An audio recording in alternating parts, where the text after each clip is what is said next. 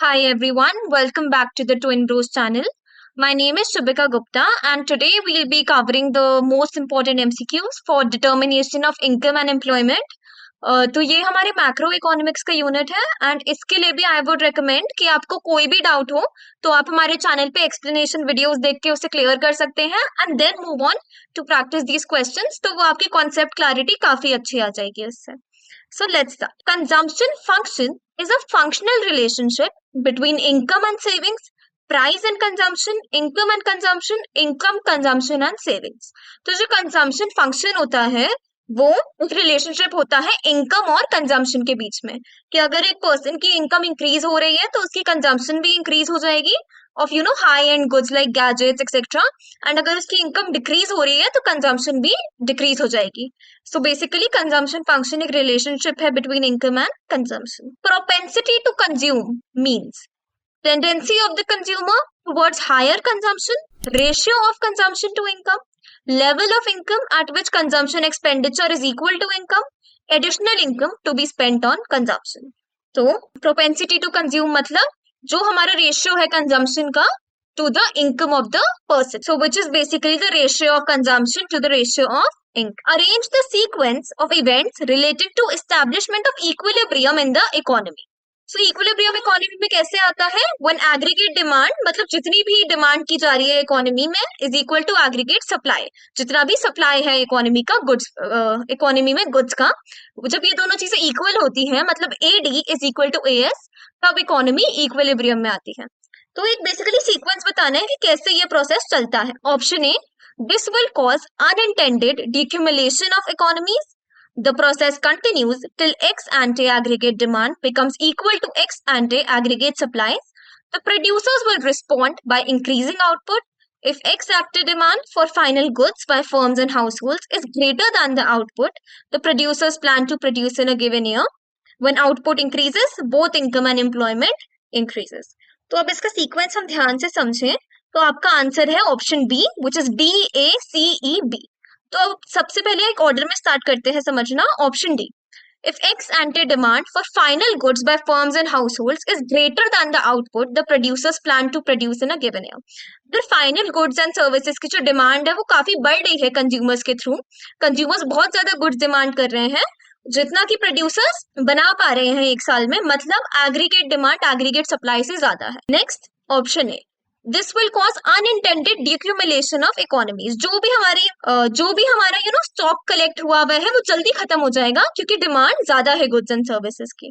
So basically inventory में थोड़ी खाली हो जाएगी, स्टॉक जल्दी जल्दी खत्म होने लगेगा. Option C, producers will respond by increasing output. तो फैक्ट्रीज, मैन्युफैक्चरर्स, प्रोड्यूसर्स क्या करेंगे? गुड्स का आउटपुट बढ़ा देंगे, प्रोडक्शन इंक्रीज कर देंगे. उससे क्या होगा?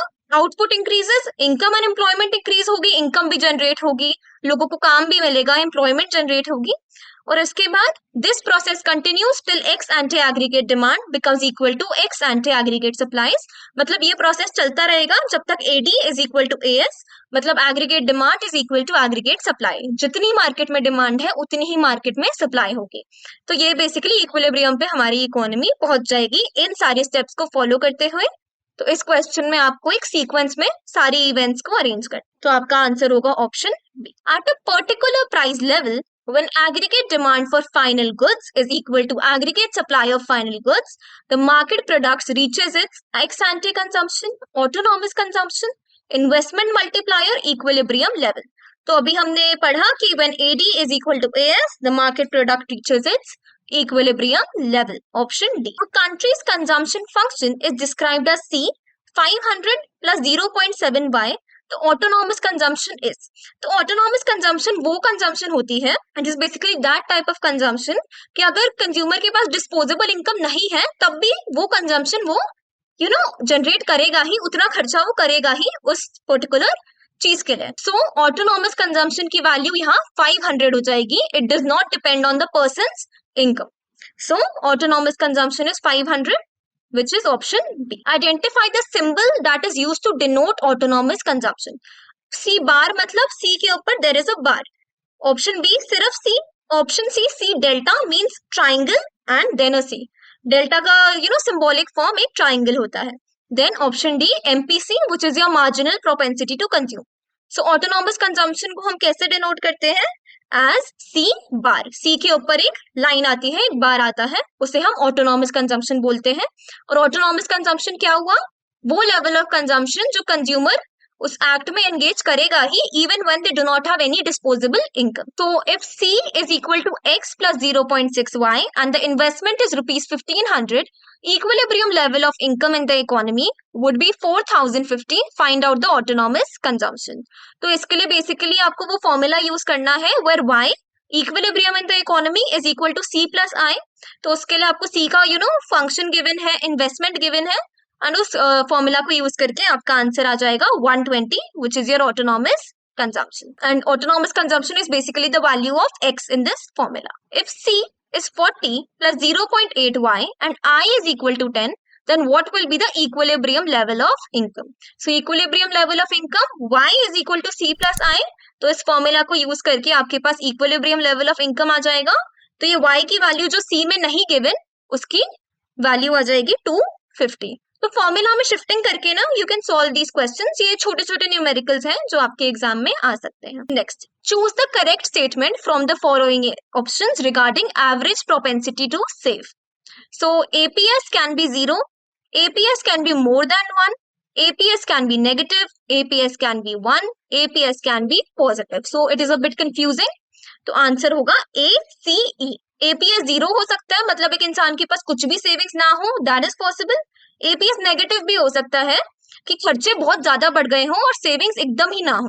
And option E which is APS can be positive. APS positive भी हो सकता है कि APS कि सेविंग्स काफी अच्छे अमाउंट में हो रही है किसी पर्सन के पास, but APS can never be more than 1 and APS can not be 1। तो आपका करेक्ट आंसर होगा option A, C and E। Next, slope of consumption curve is denoted by average propensity to consume, average propensity to save, marginal propensity to consume, marginal propensity to save. So the slope of consumption curve is defined as the marginal propensity to consume. So option C. Next, if MPS and MPC are equal, then the value of multiplier is.